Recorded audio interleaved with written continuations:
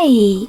In front of me is Google Pixel 6a, and today I would like to show you how you can install and apply iOS Launcher on this Android smartphone.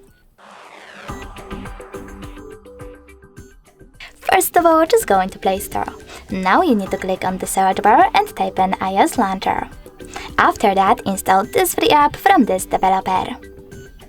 When it's ready, click on Open and wait for the pop-ups.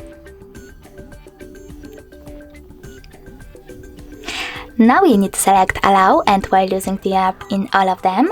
So while using Allow, swipe up and click on Home button.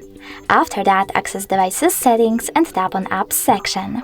Then select Default Apps and click on Home app. Finally, apply iOS Launcher by clicking on it and choosing Got it!